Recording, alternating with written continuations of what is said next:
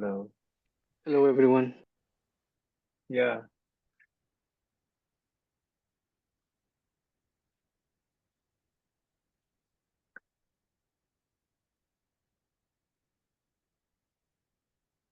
Maybe we might wait 1 minute. Yeah.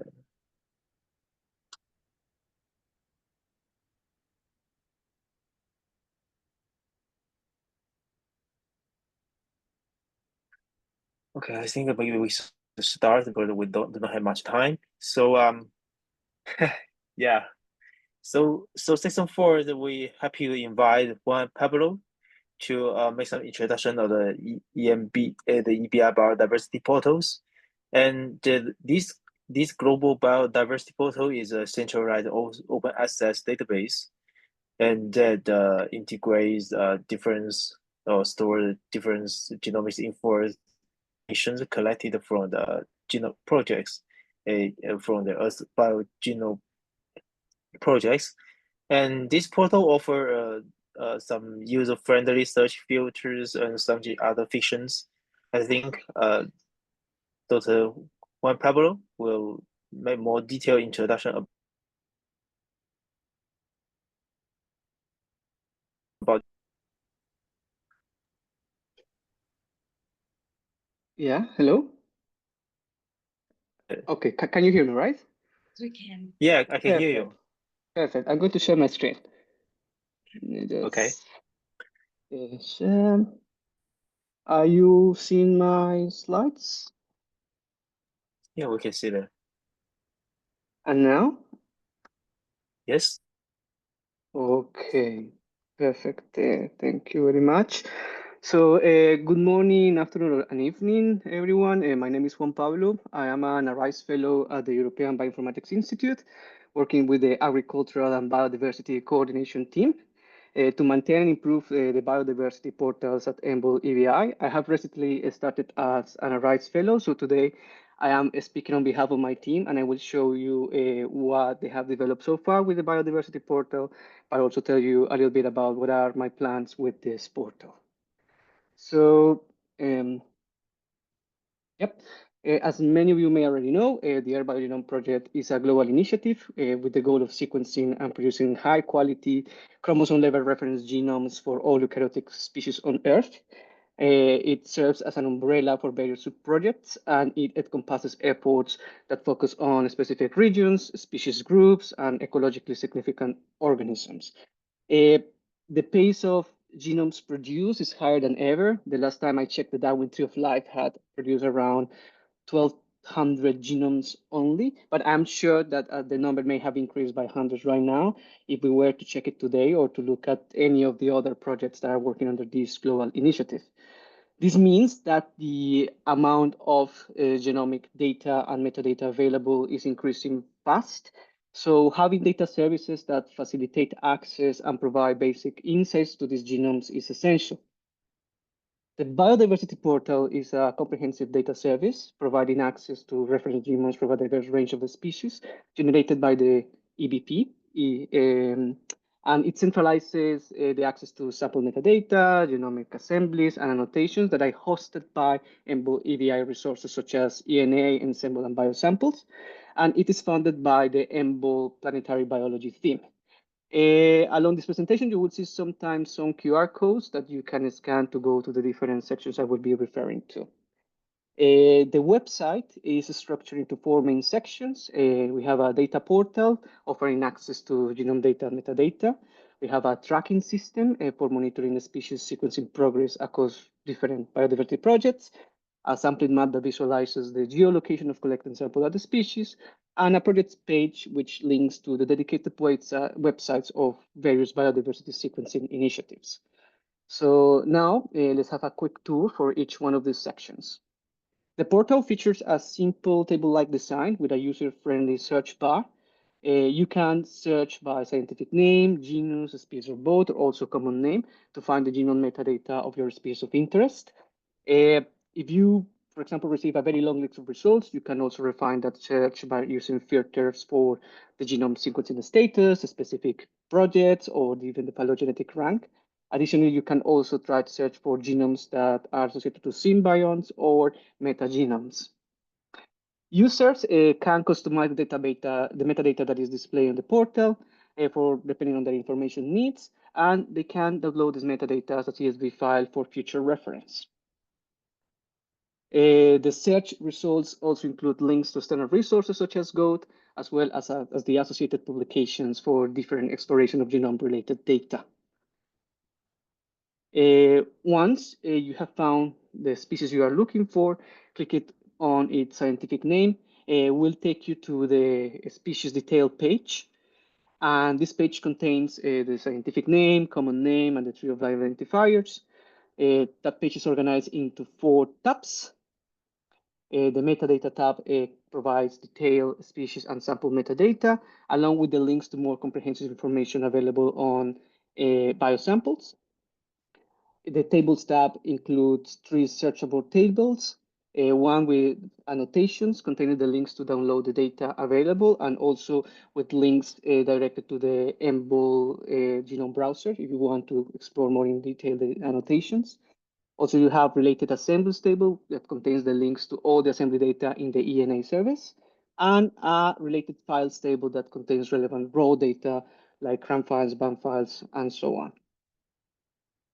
We also have a genome tab, genome node tab, which contains a link to the scientific publications that is reporting that reference genome. And the Go tab, the Genomes on a Tree service, this tab displays some of the metadata at Go and provide a link to further explore the metadata available at the service. And we are planning to kind of deepen that collaboration with Go to bring more data and be able to visualize the data here. The sampling map section displays the geolocation of collected samples on the species. You can search for the specific species using the search bar and or apply different filters like sequencing status, projects, and also the phylogenetic groups. The map allows you to zoom in to view the species and samples at specific geographic locations.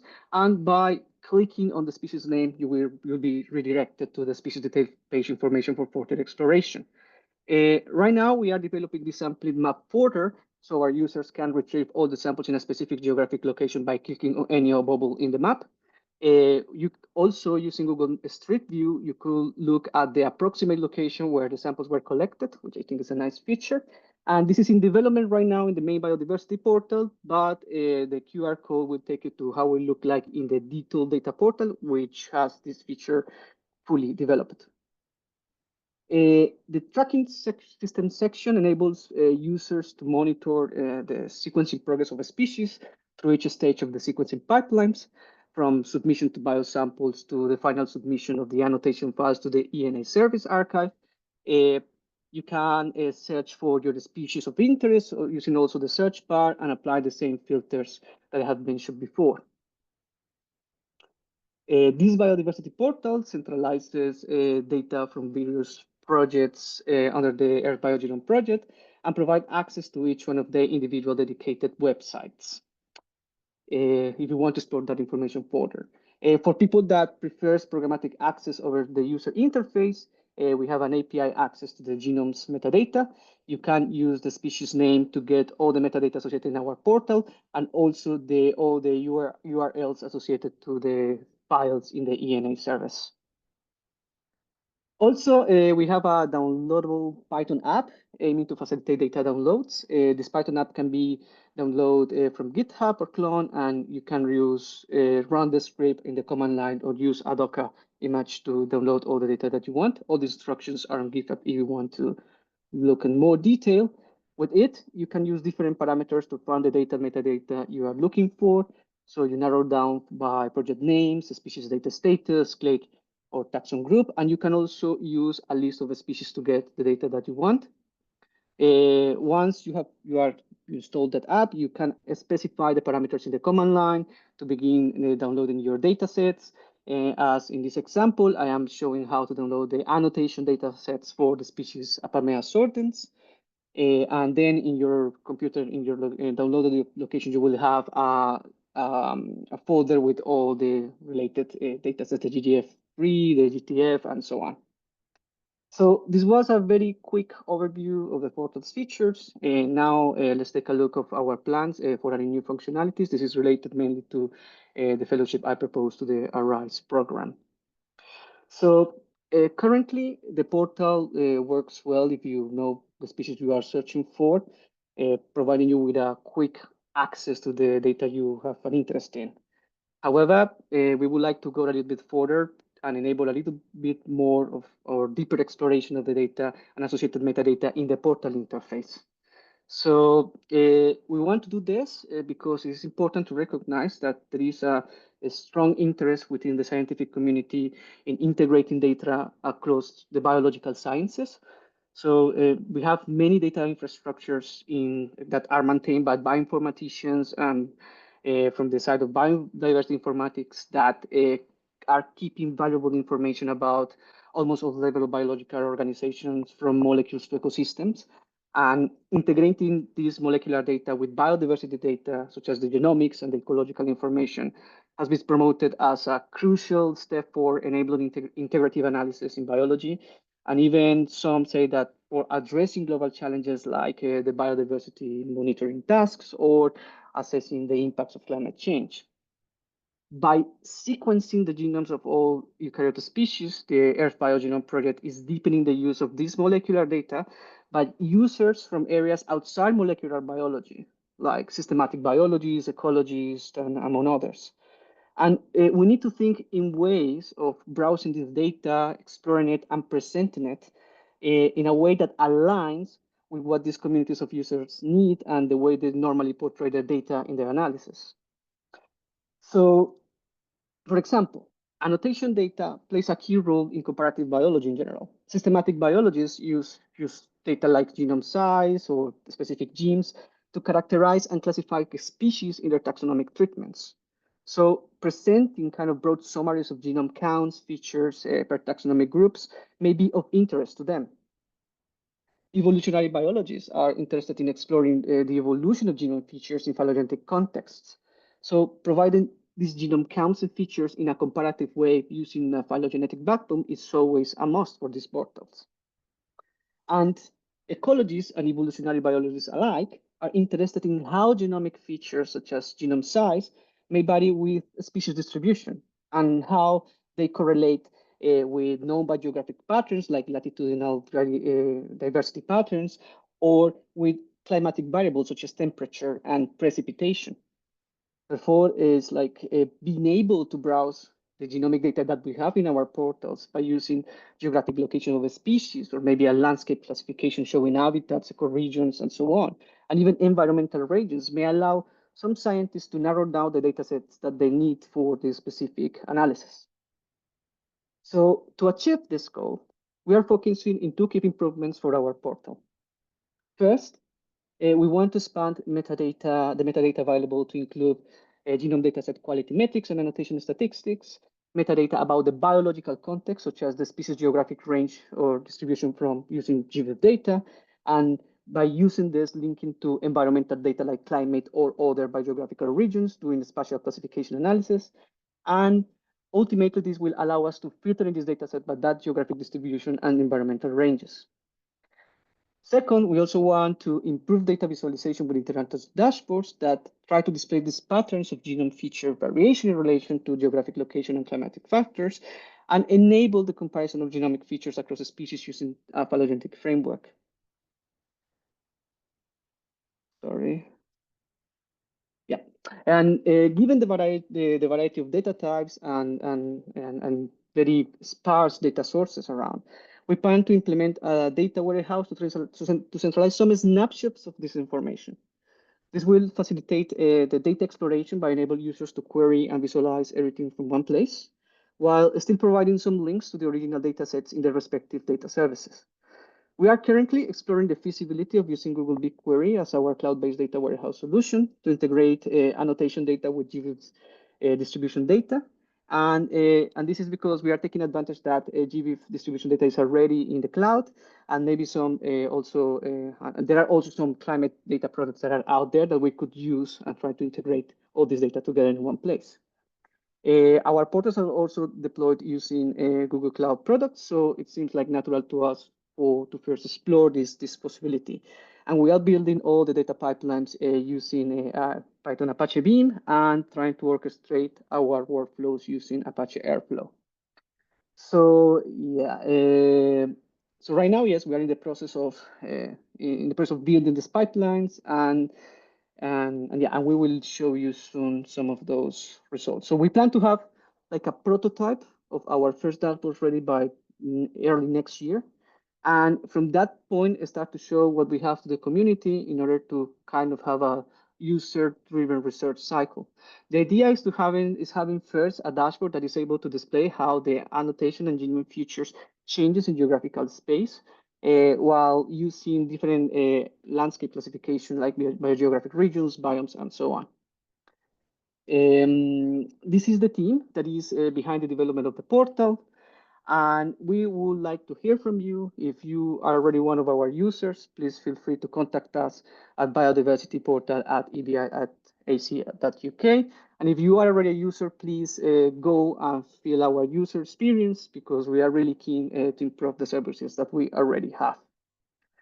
So at last, thank you very much to all of you for listening to me today, for the invitation to share what we are doing and what our plans. I would like to thank the ARISE program, which is the career accelerator for research infrastructures in EMBL, who is paying for my fellowship, and also the European Union's Horizon 2020 Research and Innovation Program. And of course, to all the Earth Biogenome Project people associated, because this wouldn't be possible without you. And I am sure that what we are doing together is going to open new ways of asking questions in biology in general, and to the planetary biology team for funding our portal. I will be happy to listen to you, your questions, comments, and thank you so much for listening again. Thank you. Yeah, thank you. I thought Emilio had questions. Yeah, maybe we can keep these questions because I also have questions. So I think we need to move to the next presentations, because we will keep it at the end of these sections. And we are also happy to invite Dr. Zhen Li, Dr. Li from the Ghent University, and is from the Ghent University, the Department of the Plant Biotechnology and Bioinformatics. And Dr. Li is an assistant professor at Ghent University, and his research employed comparative genomics and hyprogenomics to unravel the complexity of the plant genome evolution and also the context of the ancient prioritizations and their roles in plant adaptations and diversifications. So welcome, Dr. Li. Yeah, welcome. You can hello. hear me? Yeah, I can hear you well. Can you hear me all? Okay. Yeah. Good, yeah, perfect. okay. I'll share my slides first. Can you see my slides now? Yeah. Yeah, okay, cool. Yeah, so, well, thank you for the introduction. So I'm actually mainly the downstream users of all the genome projects actually.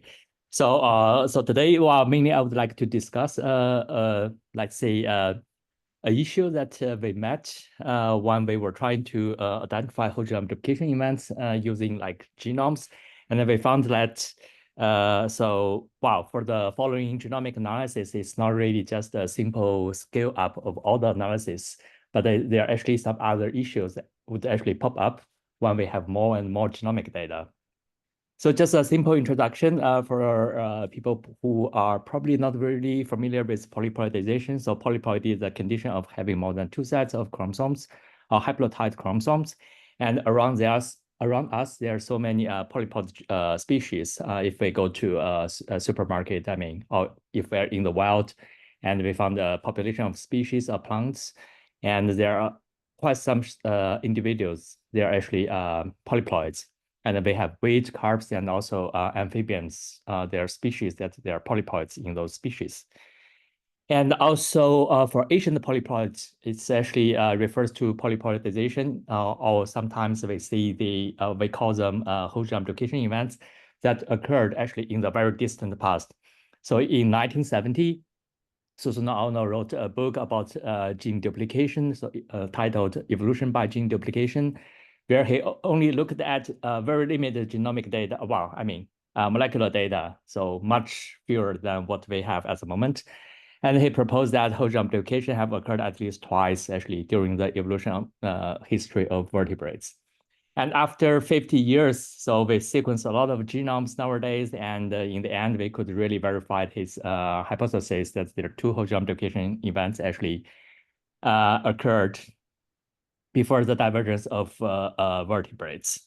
And also for green plants, because I studied mainly focused on plants, so there are many species that they are Asian polyploids. And here is actually a phylogenetic tree that we built in 2022, where we used all the published plant genomes, and we mapped the whole genome duplication events on the tree, and those rectangulars on the trees are the identified whole genome duplication events using the data before. That's quite a lot already, and it was actually quite challenging already. And I could say we would actually have more challenges when we have all the genomes nowadays. Oh, they're on the way. So to identify whole genome duplications, we use like three approaches mainly at the moment. One is collinearity or synteny. So it's actually a way to look for the genomic structure of duplicated genes. And we also use an approach called KSH distribution, which actually we try to measure the divergence time between duplicated genes and to see when whole genome duplication have occurred. And the last one we call is gene tree species tree reconciliation, and where we actually try to look for where on the species tree a duplication event actually create the duplicated genes. So those are the approaches that we use. And then we actually noticed that there are some issues when there are more data. So when the data increase, we could see some issues, especially when in 2019, when the 1,000 plant genome, 1,000 plant transcriptome data was published, where we found actually, they identified a lot of whole genome duplication events. And then we found, okay, then they found a lot. So those red branches on this tree, they are the whole genome duplication events. And then we think, okay, because before we met some issues, maybe, or do they have the same issue or not? So I will first introduce the issue that we met before. Oops. Yeah. So it's here. So previously, when we have very sparse taxon sampling, so we always we use like one lineage to represent a family or something. So like for orchids, so that's the first orchid genome that we worked on. And in this project, we actually found for Phalaenopsis. So we use those Phalaenopsis to represent the whole family of orchids back then. And where we actually identified a whole genome duplication events at 76 million years ago. And then for the second one, it's okay. So it's Dendrobium, and the species actually diverged from Phalaenopsis at 39 million years ago. And that's safe actually because for the whole genome duplication event, we found it's actually have occurred 76 million years ago, which is actually quite earlier than the divergence between those two species. So those two species, they shared the same whole genome duplication events. But when we were actually working on the third orchid genome, so the Apostasia genome, which is actually the earliest diverged lineage of orchids, we found that the divergence time for the crown age of orchids actually quite, the period, the estimates are quite different in different studies. And here I cited 4 studies. It shows a very broad range for the crown age of orchids family. So from 100 million years to 63 million years. And then when we put the whole genome duplication events that we identified in Phalaenopsis, then we found, okay, then it falls actually within the crown age estimate. And then we are actually quite not sure whether then the whole genome duplication events has occurred before the divergence of all the orchids or it's actually afterwards. So then we actually, we worked a lot on it and see what's happening behind that. And the one thing we noticed that the like different lineages, they could have different substitution rates. So in this case, I gave a very simple example. So for two species A and B, one A has actually a higher substitution rate, and they both share a whole genome duplication event in this case. And then for the KSH distribution, so where we look at the time divergence of duplicated genes, and if there's a whole genome duplication event, then we would actually expect to see a peak actually in those KSH distribution. So for the purple one, so the KS distribution from species A, it actually has a higher higher KS value than the yellow species, so species B. And then, of course, we want to place the whole genome duplication events actually on a species tree. So we here put Oslo KS distribution between species A and B. And then we can see, so here I use a rectangular to show the peak of the Oslo KS distribution. And we can see that actually for the purple species, the whole genome duplication event has actually occurred before the speciation event, while for the yellow one, it's actually after, right? So that's the results that we could have. And we actually end up with two whole genome duplication events actually on this lineage, which is not really true here. And there's a hidden assumption that, okay, the A and B, they have the same substitution rates, but they are not. So that's one issue, which has been actually ignored by previous studies, actually, when we scale up the analysis. And the second approach is, the second issue is some uncertainties in gene tree and species tree reconciliation. So when we look for gene trees to describe their evolution, in most cases, we only end up with one gene tree. So we use like maximum likelihood tree or a consensus tree from Bayesian approaches.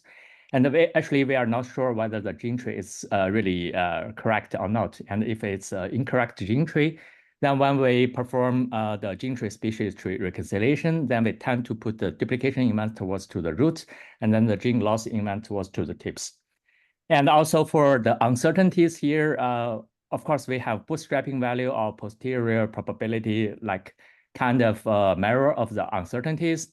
But then when we want to remove the uncertain subtrees, we use an arbitrary cutoff, like 50%, for instance, of the bootstrapping value or 70.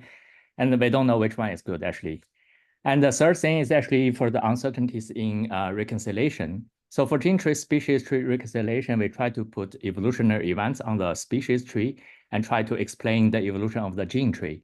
And when we put when we put evolutionary event, we have no measure yet, like how confident we are we could put event on that on a specific branch of the tree. So that's also another uncertainties. And the fourth one is actually for this approach, we are actually not sure which the type of duplications that creates the paradox. So it could be from small scale duplications.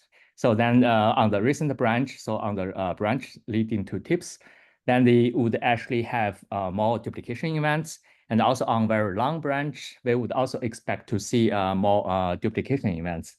And then when we call whole genome duplication, we always say, okay, if at the nodes, they're like 100 or 200 or even sometimes maybe 500 duplication events, then we call there's a whole genome duplication event there. But again, there's no real benchmark or benchwork to test like how many what the cutoff would be actually, and it really depends on the data sets. So based on all those uncertainties, we would end up sometimes with a case that whole genome duplications could be everywhere. So that's actually kind of the thing for the 1KP project. And so we really want to propose a workflow that could actually kind of solve the issue. But of course, again, for scale up our analysis, I think we still have some issues. So here I just show a little bit a result from published paper actually. So we actually looked at the 1KP data with some data from ferns. So here we only use 16 species. So from the 1KP paper, they actually identified 10 whole genome duplication events in the lineage of fern, the leptospongiate ferns. And then interestingly, actually 1 year later, there's another group. They published a very similar data set with more or less the same species. They also identified 10 whole genome duplication events. And then we were also quite interested in then whether those two results, they agree with each other. And to our surprise, actually only 5 of those events are identical. And then further, we consider about the substitution rates and also the uncertainties for gene tree species tree reconciliation. Then we found, okay, for the 1KP data set, wow, we could only actually verify the 4 whole genome duplication events. And then for the paper from Huang, I think we could only verify 2 whole genome duplication events from there. And we also noticed that they missed 2 whole genome duplication events. So now we are actually trying to develop a R package. I'm not sure it's a good solution to solve the problem, but we try to put those kind of things. And yeah, I hope at least we could analyze 20 or 30 species in one run. So it's an R package, and which can be actually installed on everyone's laptop. So which actually puts like the CDS and the GFF file in all one location, and then it can produce like a script, and then everyone can run the script locally, if like for bioinformatician, and then they can upload the results to the R package again with a graphic user interface, and then can do all the analysis based on the results. That's kind of our current solution. I know it's not ideal. So we are also trying to develop a web server where the users could upload their data. Maybe then we could actually also do some analysis. But we also have some issues like to find computational resources actually to really implement the service. So here's a little one. It's still under developing. And that's kind of analysis for the KS. It's a little demo.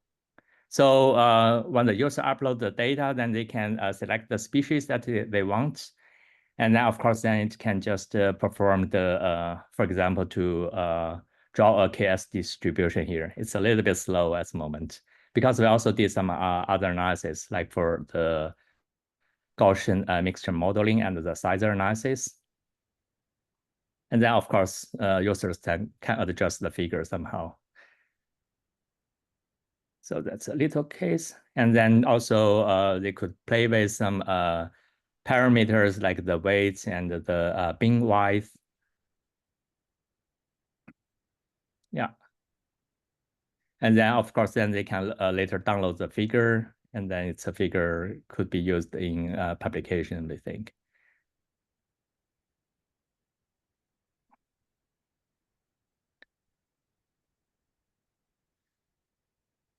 Yeah, so here then the user could actually also perform the rate correction. So here is a way to perform, one way to perform actually the rate corrections here.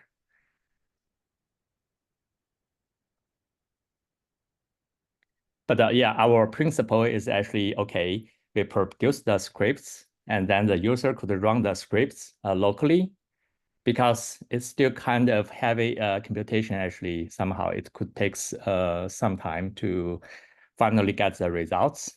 Okay, this part is done. And then we hope when the user gets their results, then everything is in the same folder, and then they can upload the folder again, either locally or remotely, and then perform their further analysis. And that's actually just a way to map all the whole genome application events on a phylogenetic tree. Yeah, and then of course user could actually adjust or modify the whole genome application events and perform some artwork. Yeah, okay, all right. That's actually my talk. Thank you very much. Thank you, Dr. Li. I know you are still business trip in Taipei. Yeah, I'm in Taipei now, yeah. Yes, thank you so much. Yeah. Yeah, it's So really my pleasure. Yeah. yeah, because I speak the Minnan dialect. Yeah, Oh, really? yeah. Oh, So cool. yeah, but I've never been to Taipei before. Okay. Yeah, Yeah. yeah, It's really yeah, nice here. yes. Yeah. Oh, okay. Yeah, I hope that one day that I can go there. Yeah. Yeah. Okay. So thank you, Dr. Lee again. So Yeah. Thank you. yeah.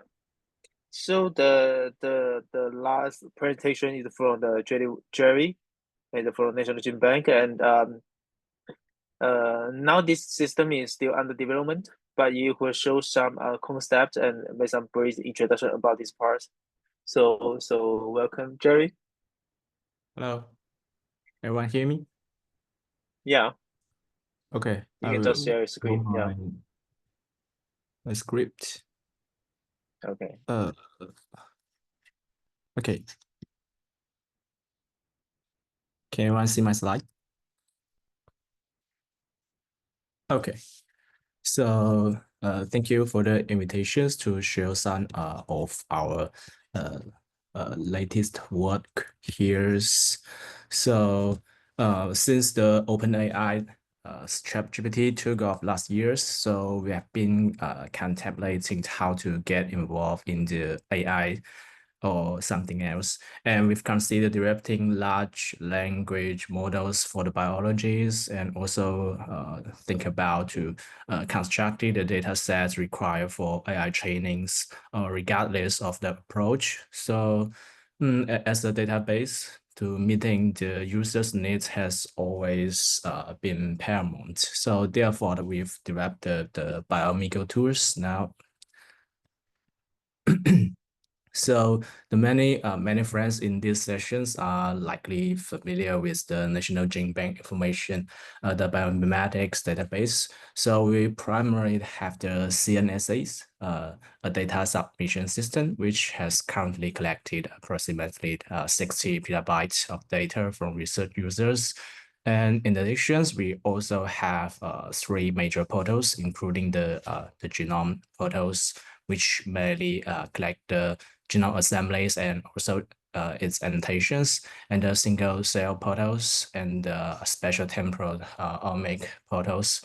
And our special temporal omic portals was also just published in the NAR journals last year. So with so much data, in addition to curating data to enhance its quality and usability, we need to provide the most convenient way for the users to access the data they desire.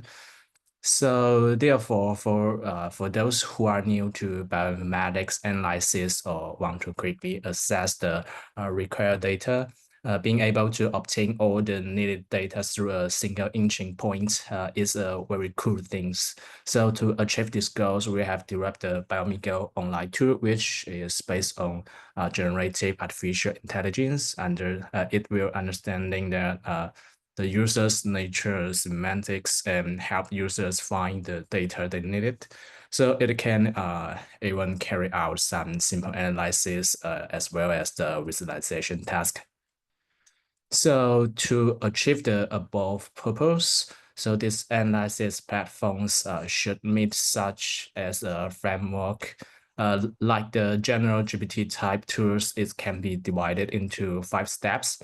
So the firstly, the use ask questions. The AI will first determine the user's intent for classification, such as whether their goal is data searching or to do the analysis or visualization. So since the AI models we use general purpose, so understanding the biological significance is not so easy. So it's necessary to limit the user's questions based on the prompt. And then the second step after the AI recognize the intent is to catalog the user's needs for the next step of judgment. Intents are divided into the data searchings and also the analysis and visualization. And the third step after the AI classify the user's intents is to proceed with parsings. If it's the search part, the first browser the metadata of the data sets in the database to determine the required data sets, and then enter the data set to identify the needed data engines. Finally, the BiomiGo will feedback the information corresponding to that engines to the users. So if it's the analysis or visualization models, it will go through the existing models, identify the most needs for the users, and call it out on the main page. And to the first step, it will confirm the user can confirm the results and proceed to the next operations. And this step accuracy no longer require the participations of artificial intelligence in the search scenarios. If it is confirmed as the needed data, the users can confirm the operations, and the system return the detailed information of the data and also the download link of the data. But in the analysis scenarios, if it is confirmed as the needed analysis models, the users can upload the files and do the input and adjust the analysis parameters, and then start running, waiting for a moment, and it will get the results. And the final step, the user can download the search data or the analysis or visualization results, and can also add the result to the built-in favorites of the BiomiGos for unify the management. So this is the main interface of BiomiGos, similar to common AI tools. Of course, we have removed its chat function, so you can only carry out some research work on it. So this is the dialog box where all search informations and the model information will be feedback here. And below is the input box where the user type in their own needs. So the AI can judge the user's needs based on natural semantics. And on the right side is prompt informations, and we will prepare in advance the sentence patterns for searching and analyzing model calls, so that the user's understanding what kind of the questions methods is the easiest to get the desired result. So on the left is the dialog box management. The users can open multiple dialog boxes to manage different projects. And the right side is in this part is the favorites. Some searching results or analysis results can be also collected from the next used. And we also provide some help documents as well as the user's information editing features. Okay, so for the data search scenarios, the users first enter the demand information, and the AI will search and feedback the following tables. For the genomic projects, the table will feedback or matching the genomics in our database, and with each rows corresponding to an assembly. After confirming the needed data, it can be collected so that the data can be put into the right favorites, so which is convenient for the future use. And you can also directly click to view the detailed information and download the data directly without the collecting. And this is the scenarios of the analysis modules. We have the modules such as the transfer the CDS to proteins, or do the alignments or the phylogenetic trees, and also plot the case distribution, something like that. And after the users type in the demand, the AI match the analysis modules and call it out. And the analysis module consists of several parts. The first, there will be an introduction to the modules. Below, there will be the parameter information that needed to be typed in and marked as required or optionals. After uploading the analysis input files, it can be run. And if you are not sure about the format of the analysis model input file, you can also view the prepared example files. So, and then collect the round and wait for a while, and the analysis result will be displayed below. And user can also collect the analysis result to the lab varieties or directly viewed and download.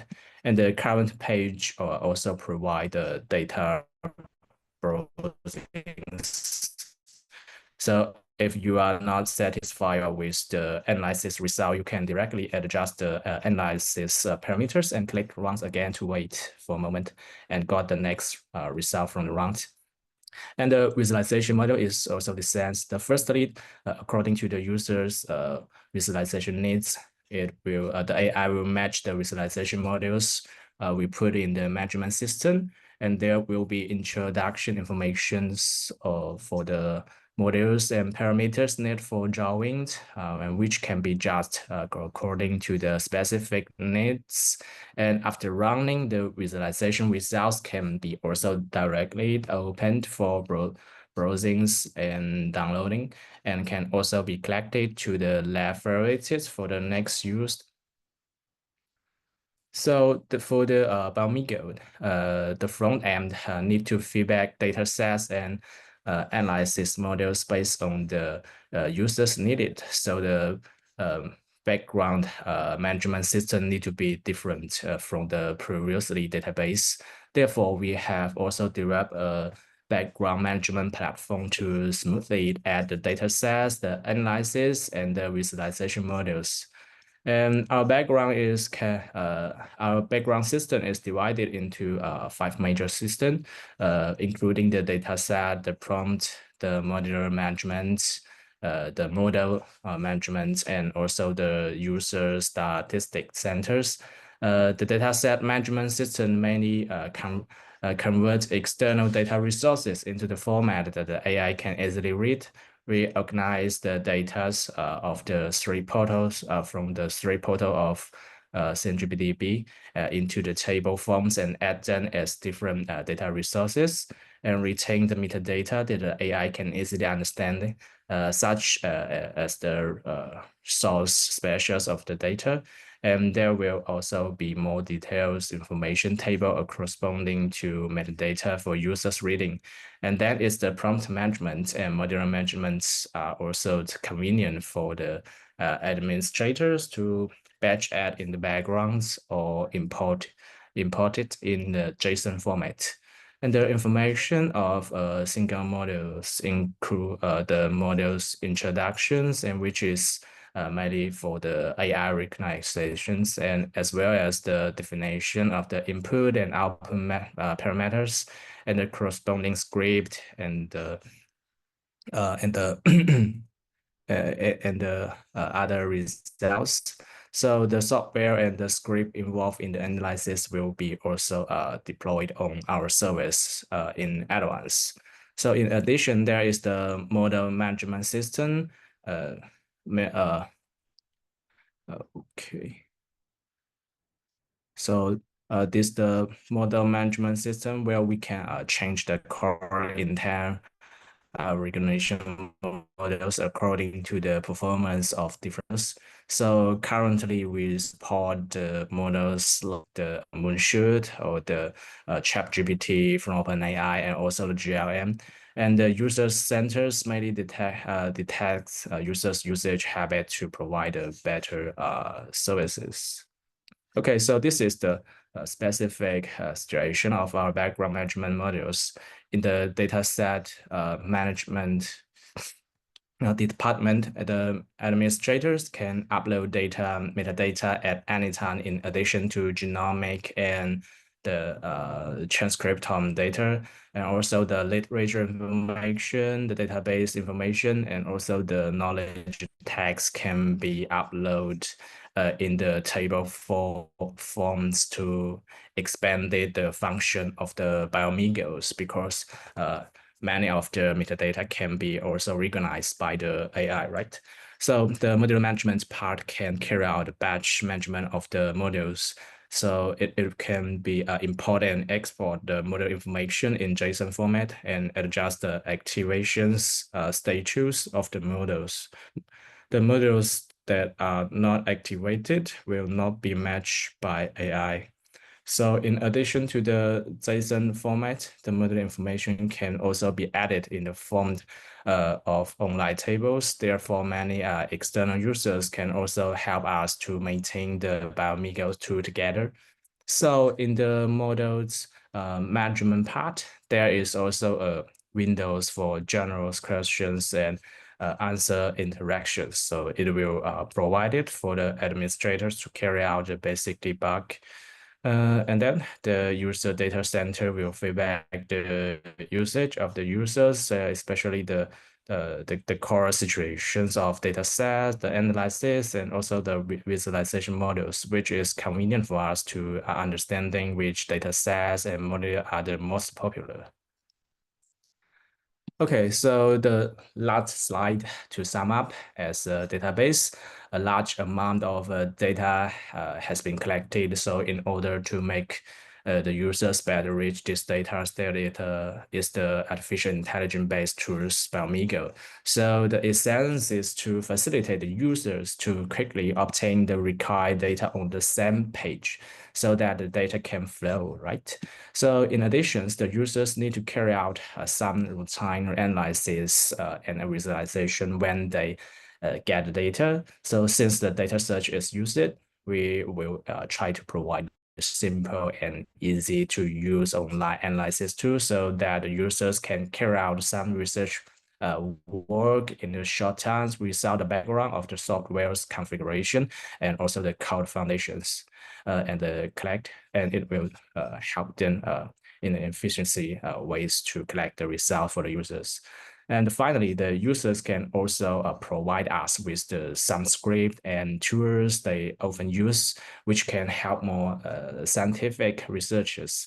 Like the Professor Zhen, who just made a report, he have also discussed whether to add tools and corresponding database data sets for the whole genome duplication analyzed to BiomiGo. I think it's will be a nice try so that everyone has more time to think about their own scientific research topic rather than spend more time on how to do the configuration for a bioinformatics tools. Okay, so that's all for my report. So thank you, everyone. And the BiomiGo will offshore launch in the next month. Now is in the development now. Okay, thank you. Okay, thank you, Jerry. So I found that there is 2 questions, but I'm not sure that the Matthew and Emilio already get your answer. Yes, yes. Okay. So I think I need to close this workshop because there is the next sections is held by the Sibeli. He will get some introduction about the GOAT or the EBP. So I already sent the link through the chat. Maybe if you get interested in this part, you can click the link. Yeah. We've had to rebook it because there's been an error with Zoom. Okay. Yeah, so in that case, you have another 25 minutes of talking if you really want it. But I'm going to post the new link in the chat, and we're now going to start it at 4:30. So if you are interested, please come along. Okay. So any questions? So we still have time? Yeah, so maybe it's nice that the speakers address their questions that were in the chat, but out loud, so it's captured by the recording. So yeah, the first one was for Juan Pablo. Yeah. Yeah, it's the Emilia's question about the genome annotation data. Would you like me to address it like that? Yeah. Perfect, no worries. So Emilio was asking the following question. Are the biodiversity portals going to manage other genome annotations data apart the Ensemble rapid release? It would be nice to have an EBP genomic annotation data source where at least you can search for genomic annotations and their source. at least NCBI and Ensemble. Currently, I'm working in something like collecting all the eukaryotic genome annotations between Ensemble and NCBI, and he posted his GitHub website, and it looks like a very nice tool. So if you have seen the chat, please go ahead and check it. My answer to Emilio is that, first, thank you, Emilio, for your question. And so far, my understanding is that we are using the annotation data from Ensemble, Rapid Release, and Ensemble in general, and everything that is archived in ENA. But I don't know yet if there are plans to get annotation data from other data sources. And this is something that I will consult with my team and let Emilio know after by email or something. So yeah, thank you for your question, Emilio. Thank you. Yeah, because by the way, it would be really interesting within the Earth Biogenome project to at least see how the main repositories, which as far as I know are NCBI and Ensemble, how they annotate these genomes. And to the best tool ever will be to then compare these two genome annotation and maybe overlap them to have an improved version of the last one, of the last two. But maybe this I agree. will be Sounds like a good idea, yeah.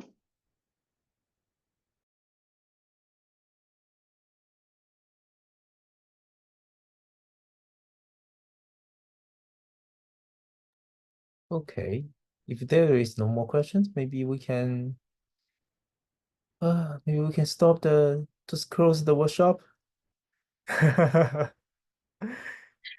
Sounds good to Thank me. you so much. Yeah, sure. See you First later. off, I'd like to say thank you to Xiaofeng for organizing the EBP segment of BGA.